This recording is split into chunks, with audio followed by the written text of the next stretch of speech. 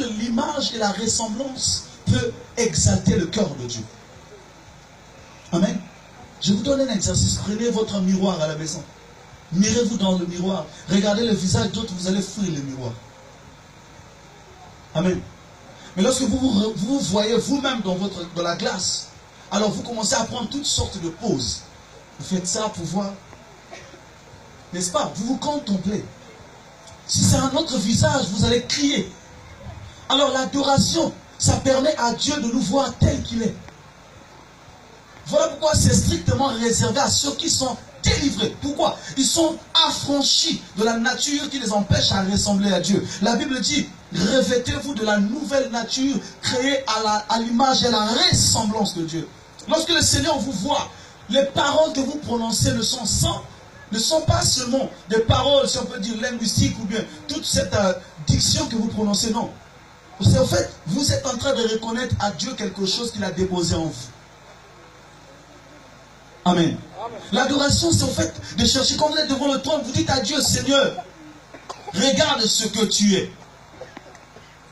Amen. Mais imagine-toi un peu que tu dis à Dieu, regarde ce que tu es, et tu n'es pas. Amen. Voilà pourquoi j'ai dit tantôt, j'ai dit, je chante, j'ai dit, l'adoration peut maudire quelqu'un. Oui, ça peut bénir. Lorsque tu t'approches devant Dieu, tu dis, Seigneur, regarde ce que tu es. Nous, aux impudiques. Seigneur, regarde ce que tu es. Amen. Le feu descend sur toi. Parce que tu insultes Dieu. Comment tu peux dire que Dieu est un impudique? Tu es voleur. Tu n'es pas encore délivré du vol. Tu dis à Dieu, Seigneur, donne mon salut. Amen. Tu es dans la fornication, dans le mensonge, dans toutes sortes de choses. Tu te présentes devant le Seigneur.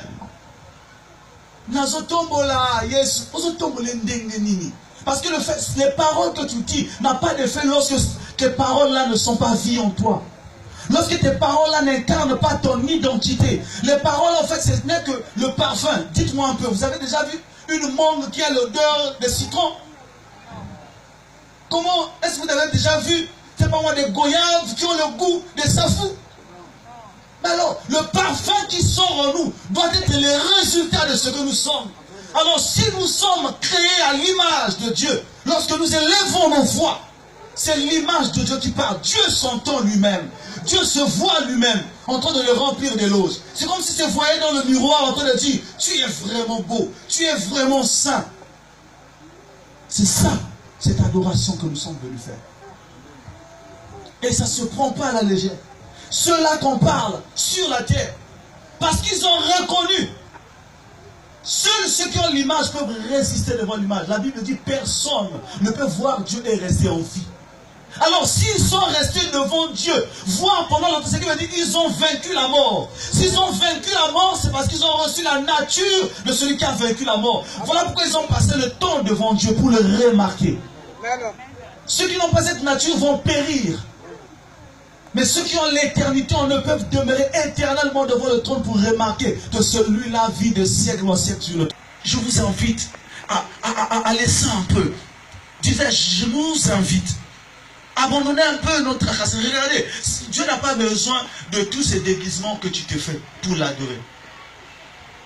Dieu ne s'habille pas en super sang. Dieu ne s'habille pas en wax. On ne connaît même pas l'habit qu'il porte. Donc les gens disent que c'est des robes blancs. Amen. Ce qui veut dire, ce n'est pas tes vêtements, ce n'est pas tes formes qui l'impressionnent. L'identité qu'il voit en toi, c'est ce que ton esprit a reçu. C'est ça. La Bible dit, les paroles que je vous ai données sont esprit et vie. Ce qui veut dire, il nous a donné les paroles qui nous donnent son esprit. Pour que nous puissions l'adorer selon l'esprit et la vérité.